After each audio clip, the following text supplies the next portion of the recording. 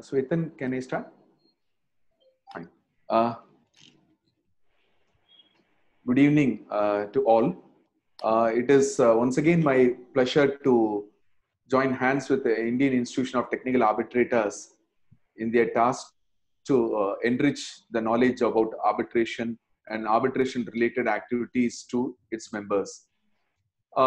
First of all, before going into the actual component of this webinar, I make a request, humble request to our president, Mr.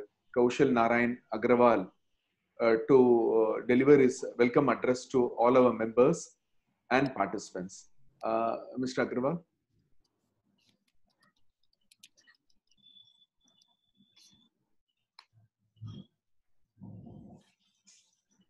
Thank you, Mr. N.V. Vijayan.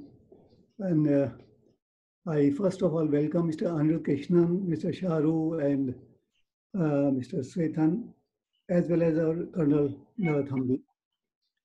It's really a privilege for me to make a few sentences before the webinar is started. One thing is that I find this COVID has brought some opportunities before us. There have been some positive fallouts of it. And one of them is that the online arbitration or the way of was never sort of acceptable to anybody. And now after this COVID-19 problem, everybody is now thinking of it. Even the courts are adopting it. So this is a welcome development because it has its own advantages, although it has some disadvantages, but certainly it's a very good medium for learning.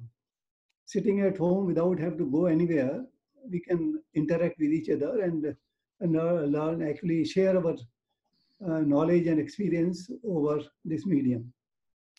So with this only, I will just close and I will request the organizers to please go ahead with the subject. Thank you very much. Yeah. Thank you, Mr. President. First of all, I have to apologize for a few members. I think a couple of members are quite annoyed with for 2 or 3 minutes delay in starting this webinar. It is all not intentional. It is we take the responsibility. KFCRA as a associated body with the Indian Institution of Technical Arbitrators is emanating the knowledge of arbitration as a practitioner getting involved into as arbitrator as well as arbitration counsel. Predominantly, the IATR is bringing in all the panel arbitrators to be trained. Instead of just giving all the fellows of Indian Institute of Technical Arbitrators, now they have taken a task to train them seriously into arbitration activities, and then they are making them empanel so that they can effectively conduct the arbitration process and deliver the goods. For that, I think since the last 1 year, entire year, we had 3 arbitrator empanelment course as well as 1 DRB course, wherein KFCRA was fortunate to be invited by IITR to provide the training, and around 60 people, fellow Indian Institution of Technical Arbitrators, took that arbitrator empanelment course, and now they are capable to be in the panel of arbitrator as well as they are capable to deal with the arbitration in an effective manner. In this way, I think KFCRA is supporting the task of IITR. Regarding my detail about my institution and about the speaker, my colleague Shahrukh would deal. Thank you, sir.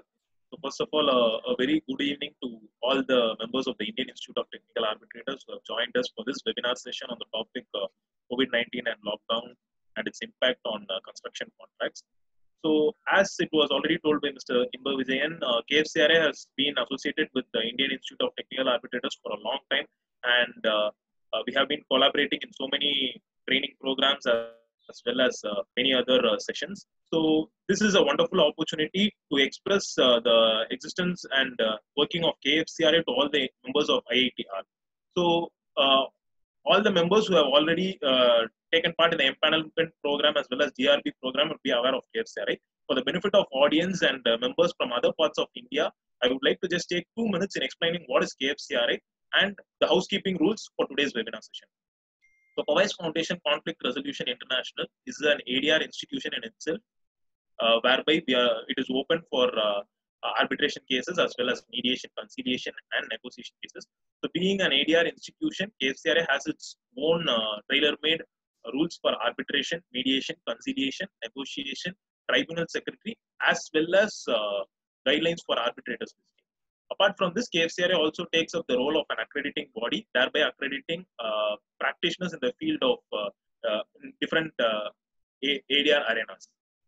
This exemption is of two categories. One is training as well as exemptions. So I would not like to take much time in explaining about KFCRI. Therefore, if you need any assistance in knowing about KFCRI, write to us at kfcri.adr@gmail.com, or you can visit www.kfcri.org. So moving on to the housekeeping rules for today. Today's webinar session is a 1-hour session on the topic COVID-19 and lockdown and its impact on construction contracts. We have with us the lead panelist, Advocate Anirudh Krishnan, and this will be a 1-hour session. The presentation will be for 35 to 40 minutes, followed by a question and answer session for 10 to 15 minutes. So I would like to explain to the participants to post your questions. If you have any questions, you can post it in the Q&A box, which is shown at the bottom of the screen. Kindly refrain from using the chat box to post your questions. The chat box can be used to inform us if you are having any audio or video connectivity issues. We'll try to resolve it as much as possible from our end. And regarding the Q&A session, we'll try to answer as much as possible answers to what the time permits. So with that note, I would like to request my colleague, Mr. Shwetan, to introduce the speaker and start the session. Thank you. Thank you, Mr. Invavijan. With due course, I would like to invite on behalf of the Indian Institution of Technical Arbitrators and Powais Foundation Conflict Resolution International, Mr. Anirudh Krishnan, who after completing his master's at Oxford had set up his practice via the AK Law Chambers. He specializes in arbitration and commercial dispute resolution and insolvency laws, and has regularly appeared before various domestic fora such as the Supreme Court, various high courts, statutory and arbitral tribunals. Moreover, in the international practice, he has been appearing in front of various international arbitral tribunals constituted under very respectable rules such as ICC, LCIA, SIAC, and AMTAC. And he has been recognized by chambers and partners and other publications as a leading practitioner out of India. And also, he's been awarded the Rising Star 40 under 40 by the Legal Era. We welcome you, sir, and I would request you to start with your lecture. Thank you.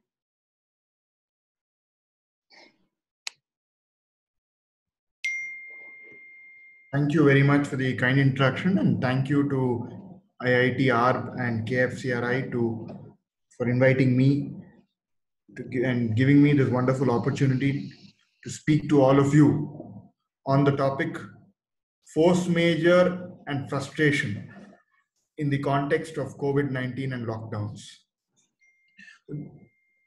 In my talk, I'm aware that a majority of the participants are from a technical background. So I will first set out what these concepts of frustration are, what this concept of frustration and force majeure are, what is the statutory basis. Then I will go on to how one looks at these concepts in the context of COVID-19 and the lockdowns. Now, let me start off with explaining the concepts. When you look at the history of common law, you first had the absolute contract theory. This was in force for a very long time, and it was a very, if you may call it, a very stringent rule without any exceptions at that point of time. So a contract is an absolute obligation, and you cannot have any kind of exemption unless specifically provided in the contract. So if a construction contract has to be completed in 20 months' time and there is a war in between, applying the absolute contract rule, there would be a contravention of the contract the minute you step past the 20-month period, independent of what has transpired in between, independent of the war, independent of any other events. Realizing that this rule results in a lot of injustice, the English courts started carving out various categories of exception. So, for instance, the first exception was on the basis of the implied contract theory as set out in the judgment in Taylor versus Caldwell, where factually it was a case where a music hall had to be let out for a particular concert. But on the date of the concert, the hall itself had been destroyed by virtue of a fire. So the English courts brought in this implied term theory to say that it is implied in the contract that the hall would be provided for the concert if the hall exists on that day. Right? So this was a kind of exception brought into the absolute contract theory. There were other exceptions, namely the disappearance of foundation theory. That is, if the very foundation of the contract did not continue to hold good, then the contract need not be performed. Then you had the just and equitable result theory, and most crucially and recently, you had the radical change of obligation theory. The radical change of obligation theory was set out in the judgment of Davis Contractors versus Furham Urban District Corporation. In that case, there was a construction contract. The period was, during the post-war period, labor was not available. Therefore, it took a few additional months, I think 8 to 10 months in that case, to complete the contract. The issue was whether the contract stood frustrated. The English courts went into detail about the concept of frustration and said that the concept of frustration would not hold good when there was a radical change in the obligation of parties because of a third-party event. That said, the courts went on to hold that in a construction contract of this nature, a delay of a few months would not amount to a radical change in obligations, and therefore held that the exception would not be applicable on the facts of the case. As you see, in England, the law evolved on a case-to-case basis with multiple different theories, and when you have so many theories, there's a lack of certainty in the regime. In India, on the other hand, the concept of frustration or impossibility has been legislatively incorporated into Section 56 of the Indian Contract Act. Let me read out that provision for your benefit. Agreement, Section 56, agreement to do impossible act. An agreement to do an act impossible in itself is void. Contract to do act afterwards becoming impossible or unlawful. A contract to do an act which after the contract is made becomes impossible, or by reason of some event which the promisor could not prevent, unlawful, becomes void when the act becomes impossible or unlawful. There's another paragraph that talks about compensation. I'm not going to get into the compensation and all of that because I think that will be a little too much in a half-an-hour session, 40-minute session. The crucial thing in India is that the test is one of impossibility. Therefore, you don't have to go in search of multiple theories. If the contract becomes impossible to perform, then the contract stands discharged by frustration by virtue of the wording in Section 56. On the other hand, therefore, what is crucial to remember is when there is a frustration event, when there is an event that attracts Section 56, the contract goes. Right? The contract itself stands discharged. To the contrary, force majeure is a contractual remedy. In a force majeure situation, the contract continues. The contract does not go.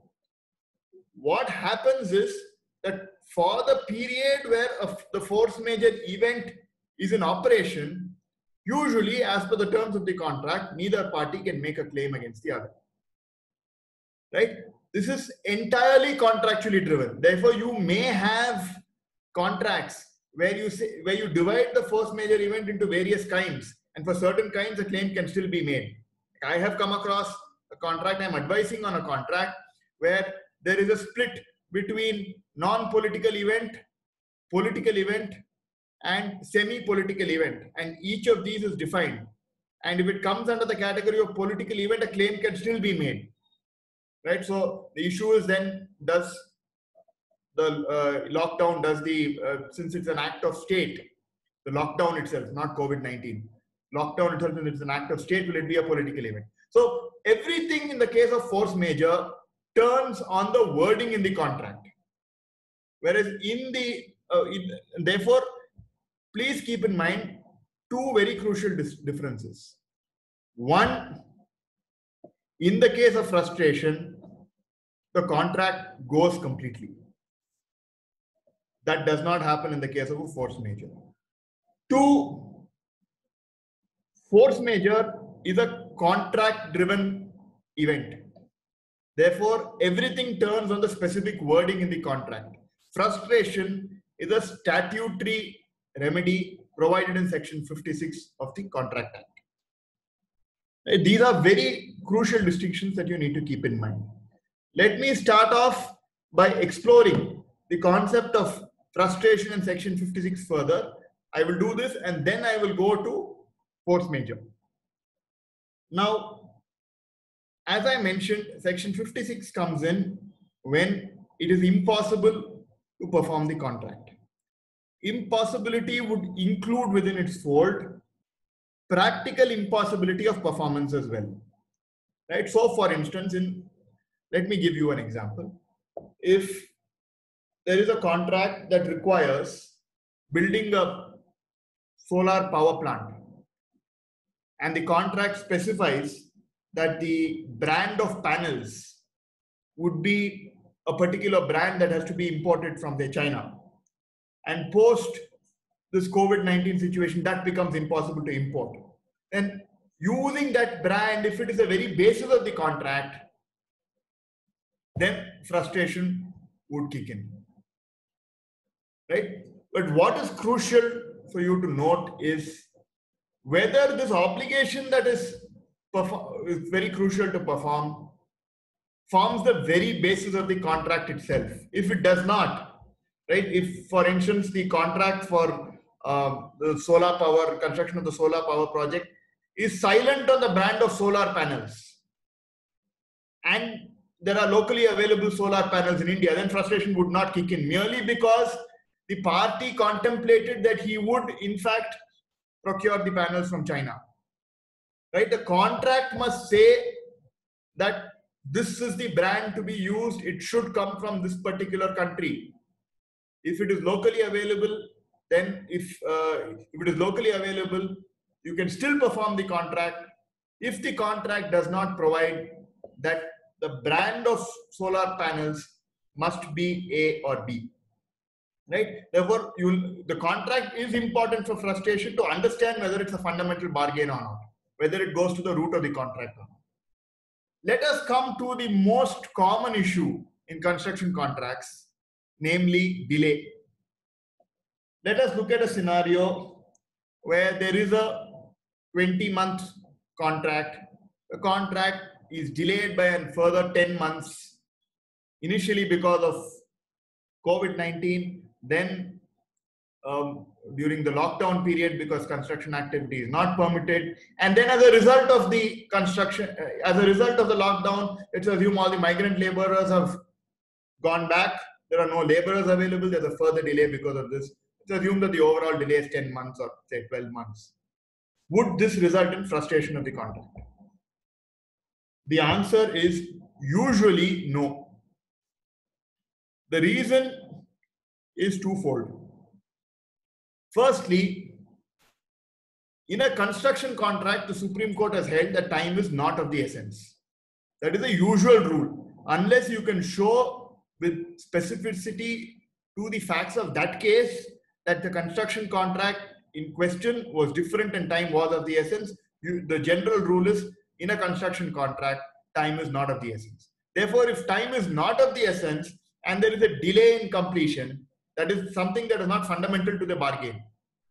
Right? Please keep in mind the Supreme Court has said that even if the contract says that time is of the essence, because most construction contracts, as most of you will be aware, say that time is of the essence. Even if the contract says that time is of the essence, time is not of the essence. You must be able to show a very, very specific and peculiar fact situation, and I have not come across any till date to show that time is of the essence, even though it is a construction contract, and even though the Supreme Court in Hind Construction says so. Right? So therefore, the general rule is time is not of the essence in a construction contract. If time is not of the essence in a construction contract, a mere delay will not have the effect of frustrating the contract. A precedent in this regard is the earliest judgment of the Supreme Court on the point, namely Satyabrata Ghosh, where during World War II there were certain government orders that resulted in certain land that needed to be developed being possession of those lands were taken by the government. That caused a delay. The argument was that these orders of the government frustrated the bargain. Supreme Court held otherwise. On the basis of what I've just said, time is not of the essence in these contracts, therefore a delay will not frustrate the bargain. Therefore, in most construction disputes, the concept of frustration would not come in very often. Concept of force majeure would be a lot more common. The second reason why the concept of frustration would not kick in usually is because the Supreme Court has time and again, right from the beginning till the latest judgment of the Supreme Court in Energy Watchdog case about 2 years ago, which sums up the entire law. If anyone wants to understand the entire law on force majeure and frustration, please read Energy Watchdog. Supreme Court has said that if this is an event that is contemplated by the parties and that the parties in contemplation have a wide force majeure clause that would cover it, then you need to go by the clause in the contract and not go by the concept of frustration. Right? One of the exceptions that are being carved out to Section 56 is if the event is one that was contemplated by the parties. Therefore, as you are all aware, most construction and infrastructure contracts would have a force majeure clause, a widely worded force majeure clause. Therefore, in light of this, the concept of frustration would usually not apply. The only exception would be if the case fits within one paragraph of the judgment in Cochin Shipping Yard, where the Supreme Court says that if the contract is predicated on an agreed fact situation and that agreed fact situation ceases to exist, then the contract to that extent becomes otiose. Right? Contract to that extent becomes otiose. Please mark the words. Therefore, if you can show that the contract was predicated on, say, let me go back to the solar panel example that I gave. The contract was for for setting up a solar power plant. The contract pricing made it explicitly clear that the pricing was based on the price of the solar panels that were being imported at the cost of rupees X. Post lockdown, the price of those solar panels went up to 1000X. Then it's possible to argue that the entire contract was predicated on the cost of the panel being X, but now that is 1000X. Therefore, the contract to that extent becomes otiose, right? And I'm stressing on the word to that extent because that leads us to another concept of partial frustration. Usually, there's not too many judgments dealing with whether frustration can be partial. There is one Kerala High Court judgment, Justice P.K. Balasubramanian, as he then was. There are some English judgments, and there is this crucial observation in Cochin Shipping Yard, which is contract to that extent becomes otiose, which indicates that if you can sever the rest of the contract, doctrine of severability will apply and the rest of the contract will survive. So in such a situation, if the person goes ahead, the contracting party goes ahead and performs, it will be open to that party to argue that to the extent of supply of solar panels, the contract is OTOs, and for that I have anyway supplied. He has also accepted it. Therefore, the principle of quantum meruit will apply as set out in section 70. The quantum meruit is when there is no contract and you provide either some goods or some services. Then you have to be paid reasonable compensation for it, and that reasonable compensation would be determined based on market value. So it would be open in this example that I gave you to say that the contract to that extent is OTOs based on Cochin Shipping Yard. Therefore, insofar as the rest of the contract is concerned, it's valid, the contract pricing will apply. But insofar as the cost of the solar panels themselves are concerned, the contract is OTOs and you will go by on actuals and claim under section 70 of the Contract Act. But please note that this is an exceptionally rare scenario that I'm talking about. Because usually no contract will say this is going to be the basis of the contract. There'll be a bid pricing, but you can't say that merely because the bid pricing goes, the concept of frustration would come in. Secondly, there would be a bid pricing, but there would also be a price variation clause. So you can't then say that, okay, I'm going to claim, therefore it will be an event contemplated by the parties. You can't say that I'm going to disregard the contract and go by the Cochin Shipping Yard principle. It's a very, very rare situation that can be applied based on very specific facts. Right? I'm mentioning this because I see a lot of litigation brewing over the next 1 or 2 years based on these principles. Now, when I'm on the concept of frustration, let me give you the 2 other exceptions that have been recognized by the Supreme Court. The first I mentioned already is that it's an event contemplated by the parties. Therefore, if there is a force majeure clause, a wide enough force majeure clause, then the concept of frustration would not apply. 2 other examples would be where substantial performance is still possible. And another category, I've clubbed the 2, is where where performance becomes more onerous, then that would not discharge the parties. Therefore, for instance, in the example that I gave you, let's assume that it's still possible to import from China, but it's just more costly to do so. And costing is not the very basis of the contract. And then the contract, then it will just be a more onerous obligation. Let me give you another example. So let's assume that there's a joint development agreement.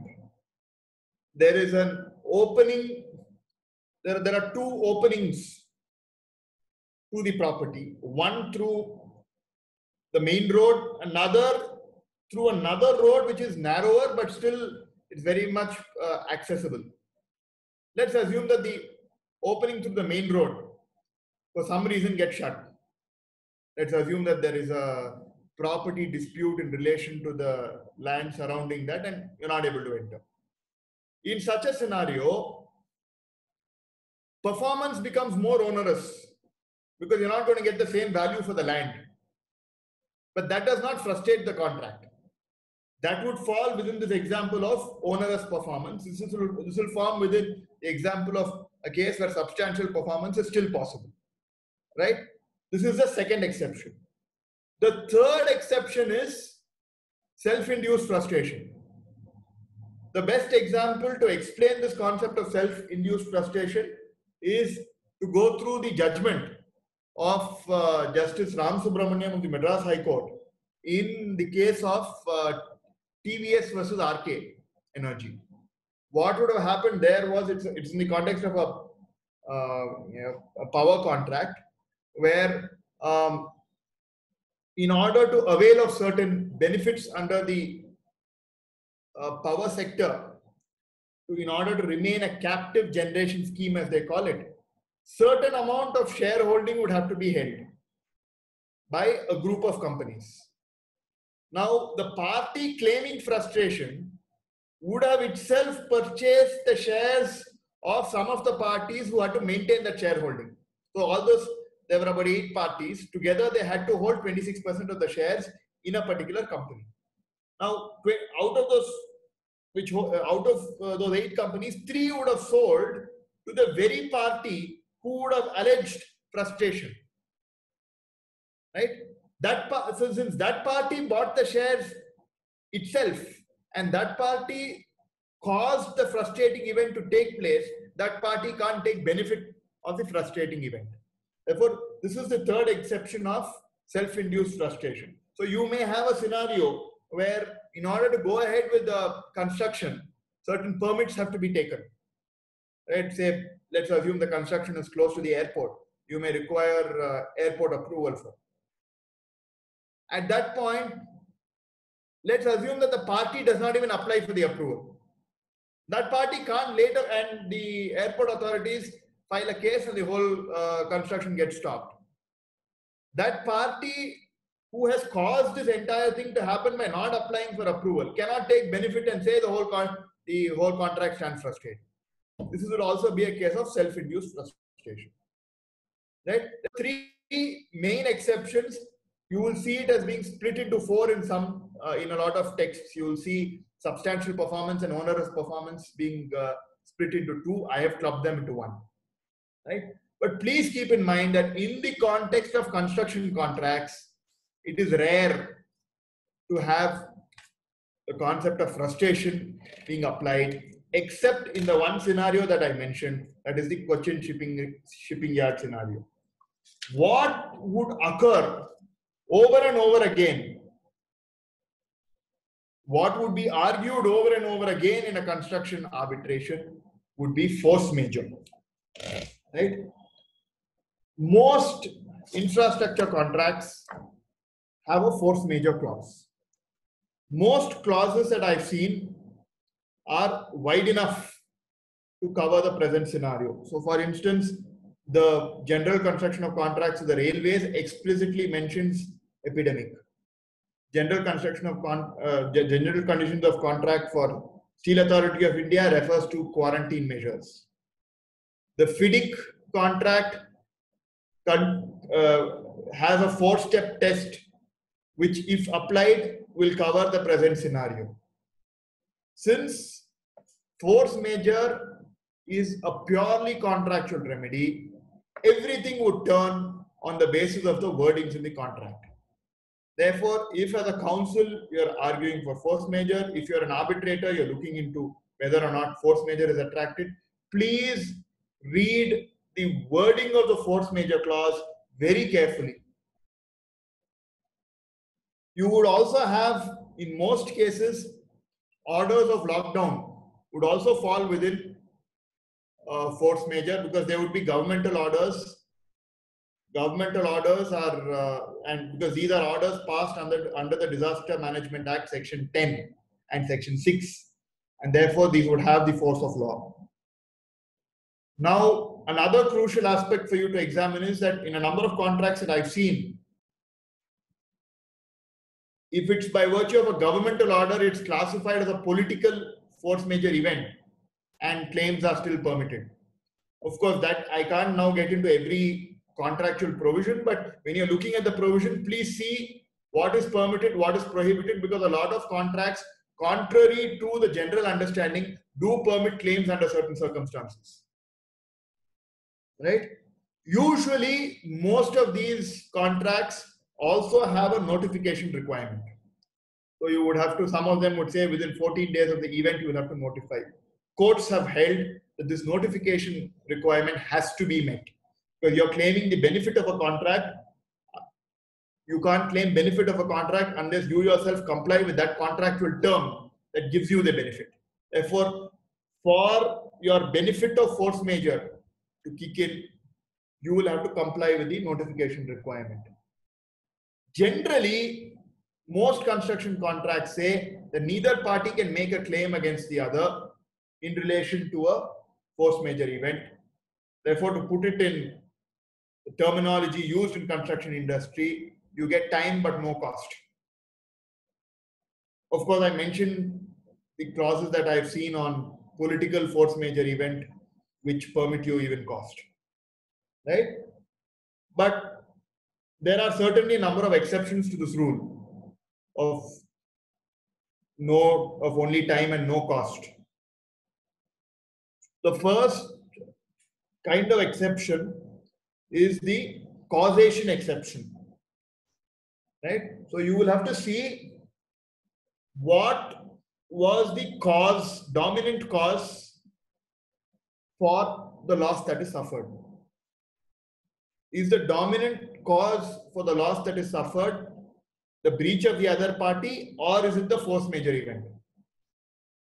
So for instance, let us assume that there is a construction contract where the employer has not given the site. Site should have been given in February, site was not given. There is nothing to show that the site was ready by March. Then COVID-19 breakout happens, then the lockdown is announced, there is a further delay.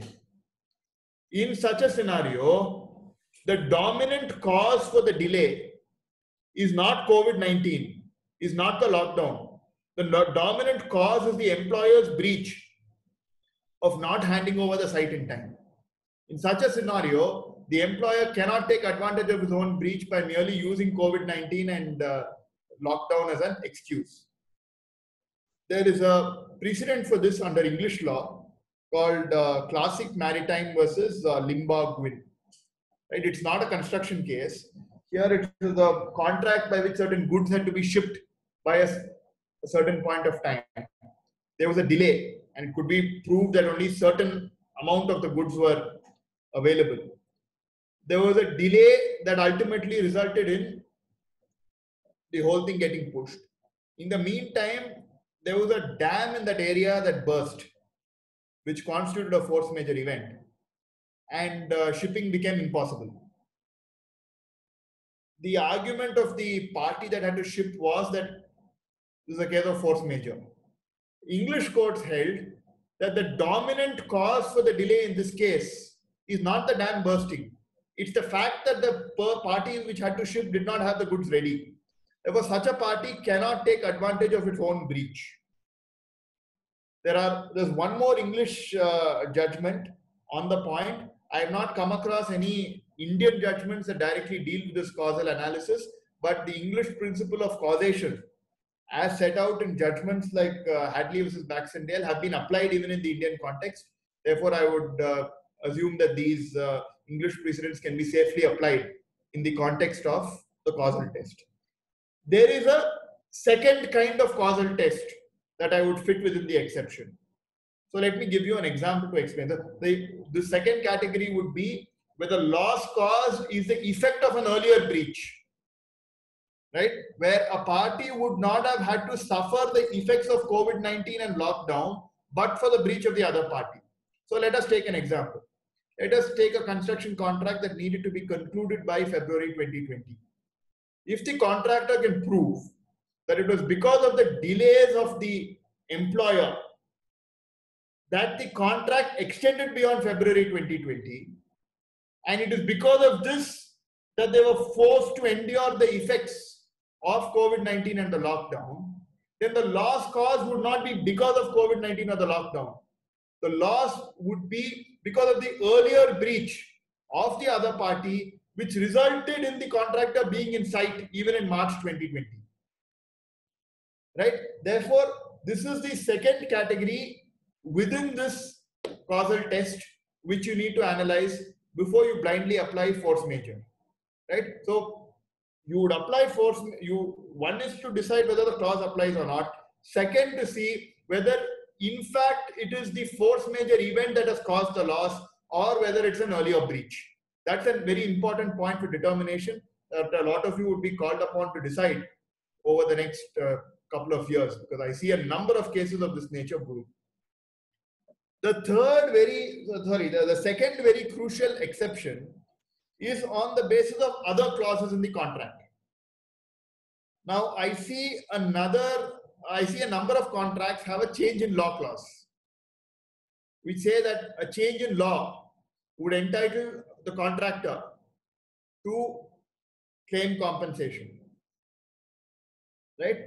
Here it's the lockdown orders can very well be interpreted to mean a change in law. Right? Usually there is also a clause that defines applicable laws, and the applicable laws clause, because a lot of the GCCs are take it from other GCCs which have the same wording. It will be wide enough to include any kind of notification orders of the government. Here, this is an order that is passed pursuant to Section 6 and 10 of the Disaster Management Act. Therefore, the argument would be, prior to the lockdown orders, I could work 6 days a week, or 7 days a week, and therefore I could conclude I can complete within this much time. Because of this, initially I could not work. Now I can work within restricted timings, which is causing a delay. Therefore, it is a change in law that has affected my performance. And if the change in law clause permits you to claim, a claim would still be maintainable. Right? In such a scenario, you need to harmoniously construe a force majeure clause and the change in law clause, because it would be a force majeure event, no doubt about that. But if you are still entitled to claim, notwithstanding the force majeure event, under a special clause in the contract, that claim would still be very much valid. A second clause that you need to look into is a suspension clause. In a lot of contracts, you have a suspension clause. Usually it will provide for a notification by the engineer in relation to suspension, and a mere general suspension by a government would not be enough. But in a lot of these cases, you may have the engineer also writing pursuant to the lockdown order saying that the project is suspended. So then you need to analyze the wording of a suspension clause to see whether a claim can be made. Therefore, I'm clubbing suspension and change in law under one category, namely where a claim is still permissible under other provisions of the contract, merely because it's a force majeure event, that claim would not stand extinguished. Right? Now, therefore, these are the crucial exceptions where a claim can still be made, but the most crucial aspect is to ensure that the condition precedents are complied with. So mostly there is a notification requirement. That notification requirement will have to be complied with if a claim has to be maintained. Right? Therefore, crucial takeaways, if you are advising a construction company, is please get your delay analysis in place. Please analyze what the cause of the loss is. Please ensure that you contemporaneously notify the other party about your intention to claim. Please ensure that if there's a notification requirement within a specific number of days, that you comply with it. Be ready with all your claims during this period. If you are advising the employer, please ensure that if you want this to fit within force majeure and the other side has set out an intention to make a claim, that right at the first instance you point out that this is only force majeure and nothing more. Contemporaneous correspondence during this period is absolutely critical. You all might have also seen the notifications that have been issued by the government, which say that the current events are force majeure events. They should be construed so, and that you are entitled to the extent of work done, you will be entitled to get back your performance security. So even in relation to all of this, contemporaneous correspondence is important. But even though these may qualify as force majeure, you may still be entitled to claim under these exceptional situations that I've pointed out. As an arbitrator, please keep in mind that Section 56, the resort to Section 56 must be a last resort. Usually in construction contracts, it would not be applicable. Thank you very much. I'm now open to questions. I'm here to understand that we have about 10 minutes for question and answer. So I don't want to be speaking through till 5:30. I'll be happy to take questions. Thank you. For the participants who still yet to ask a question, you can file your questions in the Q&A box below. We already have around 8 questions left. I can read it one by one, sir. Yeah, sure. The first question is by Sappani Pillai.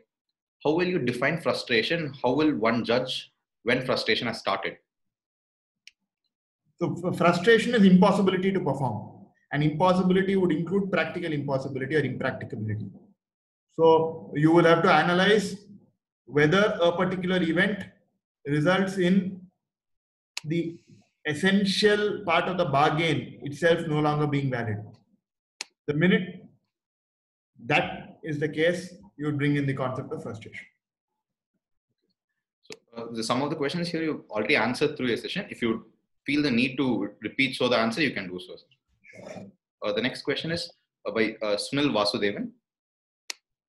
The engineer to contract decides COVID-19 and epidemic is a non-political event, but you have a point in stating that lockdown has just an effect of epidemic.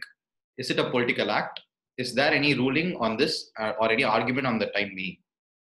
See, I have not come across a ruling on whether it's a political event, non-political event. I have only seen the language in contracts. I'm sure it's going to come up now. From the contracts that I have seen, my reading has been in the lockdown orders usually come within the ambit of political events because they include governmental orders. But COVID-19 itself will not come within the ambit of political event. It will be a non-political event. So you will have to then see, you will have to do a split of time periods. Pre-lockdown period where COVID-19 has an impact, post-lockdown period where COVID-19 has an impact. And then you will have to, accordingly, my reading would be, well, of course, it depends on the individual wording in a contract, but my reading generally would be that the period outside the lockdown period, where there are no lockdown orders in force, would be non-political, and when the lockdown order is in force, it would be political. Thank you for the answer, sir. The next question is from Mr. Brahma Reddy from Hyderabad. First question is, what is self-induced frustration? And second is, what amounts to frustration in a financial contract? Oh, self-induced frustration I mentioned, where the party claiming frustration is in fact responsible for that event of frustration, like where an approval has to be obtained and it is not obtained because that party did not apply for the approval. Now, in a financial contract, it's very, very difficult. One example that I can think of is, frustration is going to be very difficult in these kind of scenarios.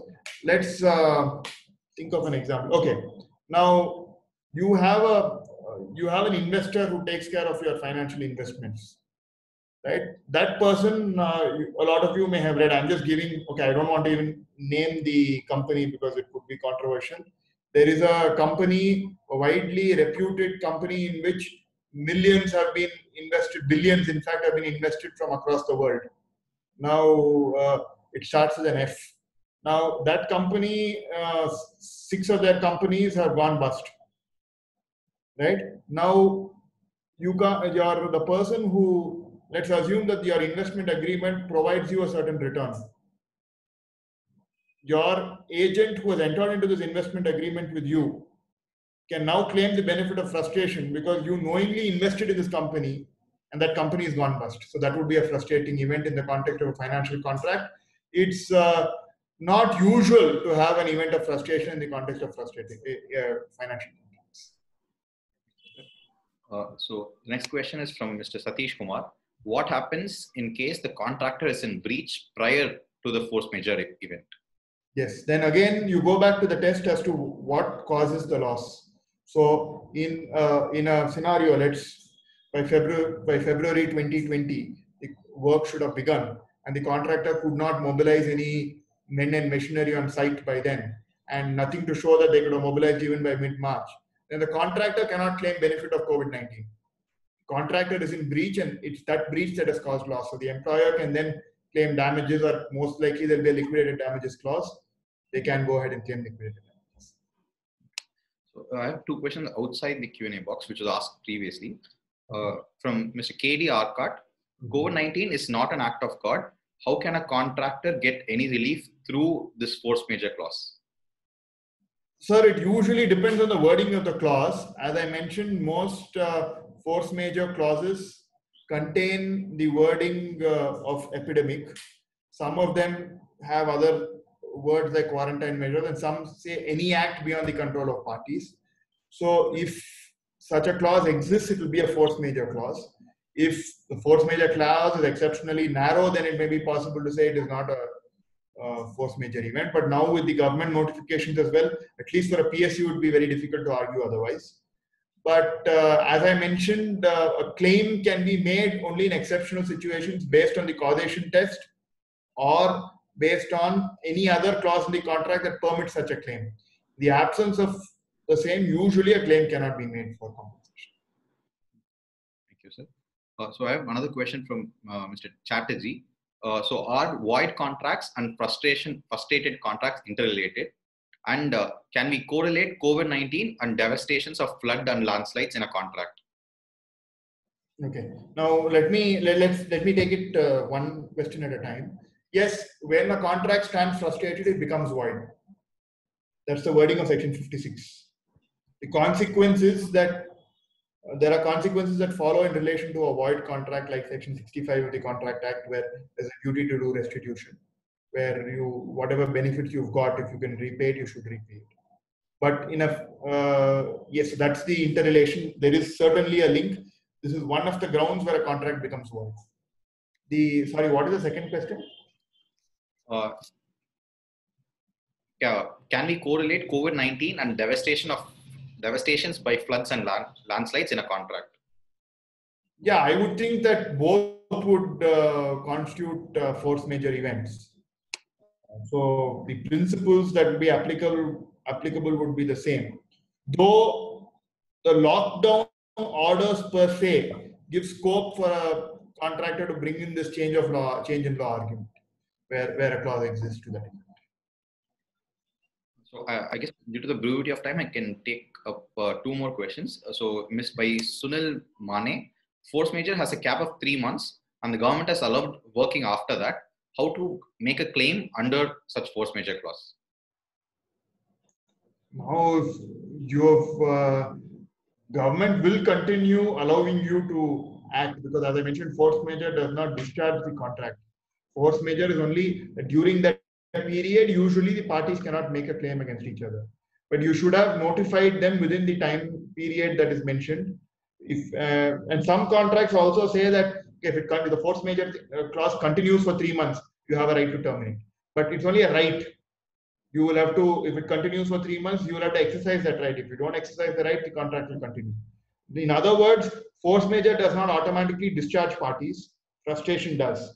Force majeure only is only that during that period, usually claims cannot be made unless you fall under the exceptions that I mentioned. And force majeure sometimes is a trigger event for termination if it continues over an extended period. But termination has to be exercised by the parties. If they don't exercise it, the contract will continue.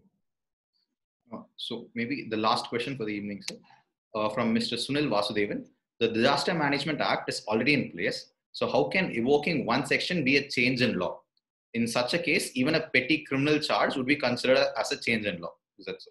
The change in law that I'm referring to is not the act itself, but the governmental orders passed pursuant to the act, which were passed in 24th March 2020, maybe getting the date wrong, maybe 1 or 2 days here and there. So that by itself is law, because most contracts define applicable laws to include notifications, orders, etc. That's also the definition in the General Clauses Act. That's also the definition in Article 12 of the Constitution.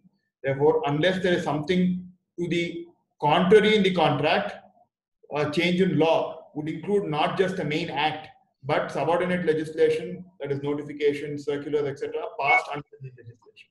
That's the reason why I'm saying that this would be a change in law. Thank you so much, sir, for answering those questions patiently. So there are quite a few more interesting questions. I'm sorry, because of the brevity of time, we may not be able to answer all of those right now.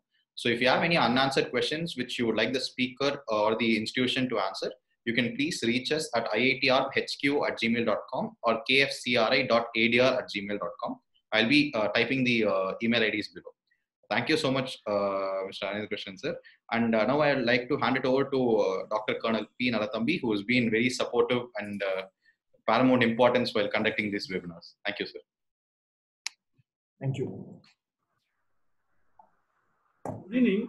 Before that, I would like to Advocate Inve Vijayan sir to say something, because he is one who may make some interesting comments of today's lecture. It was really, I think before me sharing, I think our president wants to say something. Yeah. We can hear him first and then I'll continue. Yeah, thank you. Mr. Anirudh Krishnan has really made a very good, excellent presentation on these aspects of frustration and force majeure. Nothing more to say. It was a very learning experience. But one thing I can just clarify, he was mentioning about the time, the timing the sense. There are some contracts which are really, they have, the time is really the sense. For example, a event. For example, we have a Republic Day parade on 26 January. And there are contractors who have to provide certain facilities for that parade. So that those facilities have to be provided by that, otherwise it will have no meaning. So there it is, the time is really the essence, and truly. So that can apply to any event. For example, even a marriage function, somebody is given the task of event management. So they have to do it in time. So just I wanted, because he was not, of course, in construction context, the example of Republic Day parade will be there. But otherwise, it will apply to many event-related contracts. In event-related contracts, certainly it would be time would be of the essence. In the context of construction contracts, it would be only in exceptional situations like what you mentioned. What you gave is a perfect example. Public Day parade, yeah, for example, yeah. Or for instance, Commonwealth Games. Yeah, that's right. So all those things, those construction things, so they are. So thank you very much, Mr. Anirudh Krishnan. It was a wonderful presentation. Thank you very much. Thank you, sir. Thank you, President Sir, for giving light, highlighting further about this COVID-19 situation, frustration. First of all, Anirudh, a good friend, thanks for joining this evening, sparing your valuable time. Even though we are in lockdown, I think lawyers like us are quite engaged with a lot of activities, but with minimal fees.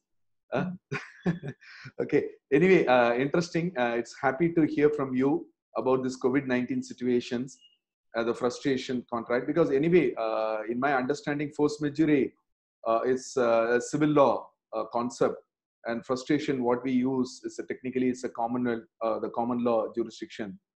It is really a good beginning for IETR to take this topic. Because in construction contract, particularly this difficult period of 2.5 months or 3 months, this is going to be a game changer. Every contract earlier, before whatever the delays, or whatever might be the reasons or causes for the delay, now it is going to be because of this pandemic. This pandemic, subject to some Supreme Court orders on limitations and various aspects when it comes to understanding of force majeure or frustration or pandemic or epidemic, many things are going to happen. And once the lockdown is over, it is not that all the construction activities would immediately shoot off. There will be further delay. It will start from the manpower, then comes the machineries, the resources, all have to be accumulated, and we couldn't imagine what is going to happen after the complete relaxation of lockdown. So much of issues are there before it is going to be legally taken up. You can wait and see. But anyway, it is a good beginning for IETR taking this task. And at this point of time, before our friend Colonel Nallathambi is going to give a formal vote of thanks, I thank on behalf of KFCRA as well as IETR. Our president is here. Our Joint Secretary General, if I'm wrong, kindly change. Just allow me to change a mistake. Colonel Nallathambi. Then Mr. Engineer Sheshadri, Engineer Shivaraman, Engineer Sivaprakasam, as well as all the well-wishers of our IETR who has taken this task, really a good task. I could see many of my senior friends. I could even see KD Arkad sir is here, Kalaimani sir, many of my friends are there. One small disclaimer I have to put here, because yesterday we had a Zoom meeting. Today, since it is an actual seminar, we had to make it as a webinar. In a webinar, the platform, it is that only the panelists, the moderators, and the person who are going to facilitate as office bearers alone can be visible. And all others as a participant would enjoy hearing the presentation. That is the very objective of webinar. But we can also look into various other options. But this webinar is really, really successful because the speaker would be given the fullest opportunity, and whatever doubts or the clarifications or Q&A, it will be properly channelized to the speaker, and the speaker would maximum try to give the answer. In that way, I think this module is really working out very well. But any grievances is there pertaining to the visibility of other participants, technically it is not permissible. They can relook if in near future webinars, or if you want the future meetings to be in meetings, then you can find an alternative solution. With these few words, I'll hand it over to Dr. Colonel Nallathambi sir to give the vote of thanks. Thank you, Vivian sir. I have the privilege of posing a vote of thanks today's webinar. And I am Dr. Colonel Nallathambi, Joint Secretary General, IIT-ARC, and the coordinator of this webinar. The COVID-19 and lockdown forced measure and frustration issue pertaining to the construction contract delivered by Advocate Anirudh Krishnan, the High Court Advocate of Madras, and I thank him for his really accepting our invitation to deliver lecture and delivering a very interesting and informative lectures today. I thank President IIT-ARC, Engineer K.N. Agarwal, and other his team members, Engineer Sivaprakasam, Engineer Sivaraman, Engineer Sheshadri, for initiating the move to have IIT-ARC webinar lectures in association with KSCRI and his team.